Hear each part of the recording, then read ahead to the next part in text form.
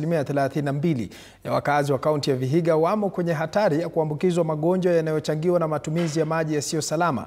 Hali hii imesababisha wito kutolewa kwa serikali ya kaunti hiyo pamoja na mashirika yasiyo ya kiserikali kuimarisha hali hasa kwenye maeneo ya mashinani ambapo idadi kubwa ya watu hawana maji safi na salama. Akizungumza wakati wa ufunguzi wa mradi wa maji katika kaunti ndogo ya Emuhaya, Tobias Emufuoko ambaye ni afisa mkuu mtendaji wa shirika la Wash Alliance linaloangazia masuala ya usafi katika jamii, ameeleza kuwa pana haja ya mikakati ya dharura ili kuzuia milipuko ya magonjwa hasa kwenye maeneo ya mashinani. Mradi huo wa maji umegharimu shilingi 1,300 na ambapo umefadhiliwa na shirika lisilo la kiserikali la Protocol, huku zaidi ya nyumba 120 zikitarajiwa kunufaika.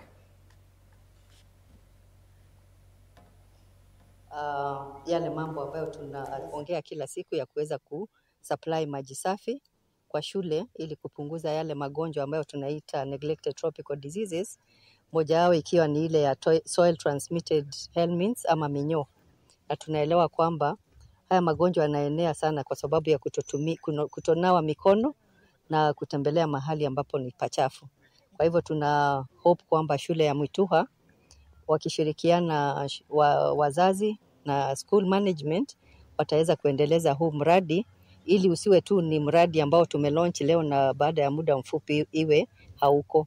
Huu mradi na tutatusaidia sana kwa sababu wanafunzi hawatakuwa na shida ya kuleta maji kutoka nyumbani. Hata wakati wanafanya usafi shuleni watakuwa na maji. Hata saa zingine tuna miradi zingine zinahitaji maji kama agriculture, pia watapata maji ya kupanda mimea zao bila shida.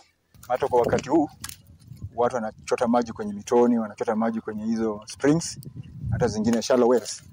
Lakini ukweli ni kwamba ndio kwa wachache ama wengi bado wengine wanapata madhara. Hii inatuelekeza kwamba maji masafi ndio iko, lakini ubora yake bado iko tashwishi. Kwa hivyo lakini kiwango ya kujenga shallow well kama hii basi ni mwelekeo mzuri ya kuboresha maji. Tungependa kwamba mradi uwe na mradi ya maji pamoja na usafi na vyoo. Iwe wash pamoja. Water sanitation hygiene ifanye kazi pamoja. Na pia sio shule peke yake. Hiyo mradi ambao inafanyika kwa shule, kwa jamii. Ni kwamba jamii ambazo ziko hapa ziweze kuchukua huu mradi na pia kutekeleza kwao nyumbani, kuongeza machoo, vianamizwa na bidhaa ya afya, na pia waone kwa maji yao ni safi.